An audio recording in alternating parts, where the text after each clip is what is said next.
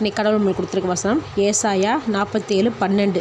நீ உன் சிறு வயது முதல் பிரயாசப்பட்டு பழகி வருகிற உன் ஸ்தம்பன வித்தைகளையும் உன் திரளான சூனியங்களையும் நீ அனுசரித்து நில். அவைகளால் உனக்கு பிரயோஜனம் உண்டோ பலன் உண்டோ பார்ப்போம். இந்த வசனத்தை கொடுத்து கடவுள் மட்டும் என்ன சொல்கிறது பார்ப்போம். பாபிலோனியர்கள் ஜோதிடம், மந்திரம், சூனியம் இந்த விஷயத்தை முழுக்க நம்பி இருந்தாங்க. அதனால் இந்த மாதிரி விஷயத்தில் நேரத்தை ஒதுக்கி இதை சார்ந்து தான் வாழ்ந்து வந்தாங்க. இவ்வளோ விஷயம் தன்கிட்ட இருக்குது, அதனால் யாரும் நம்மளை வீழ்த்த முடியாதுன்னு ஆணவத்தில் இருந்தாங்க. அதனால் தேவன் கேலியாக எச்சரிக்கை கொடுக்குறாரு. இப்போ உங்களுக்கு அழிவை கொடுப்பேன், அப்போது நீங்கள் பார்க்குற ஜோதிடம், மந்திரம், சூனியம் இது உங்களை காப்பாற்றுதான்னு பார்ப்போம்னு சொல்கிறாரு.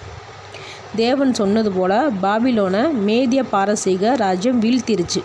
அந்த நேரத்தில் அவங்க நம்பி இருந்த ஜோதிடம், சூனியம், மந்திரம் இது எதுவுமே அவங்கள காப்பாற்றலை. ஜோதிடம், மந்திரம், சூனியம் இது நம்மளை போல் இருக்கிற மனுஷர்களுடைய வார்த்தை தானே தவிர தேவனுடையது இல்லைன்றதை புரிஞ்சுக்க மாட்டேங்கிறாங்க. இப்படி மந்திரம், தந்திரம், ஜோதிடம் பண்ணுறவங்களுடைய வாழ்க்கையை பார்த்தோம்னா சாதாரணமாக தான் இருக்கும். அவங்களுக்கு சக்தி இருந்தால் எவ்வளவோ உயர்ந்திருக்கலாமே, இந்த உலகத்துக்கே அதிபதி ஆகியிருக்கலாமே, ஏன் இன்னும் அவங்களால உயரத்துக்கு போக முடியல? அப்போது எந்த வல்லமையும் இல்லைன்னு அர்த்தம். சும்மா காசு சம்பாதிக்க போகிற நாடகம்.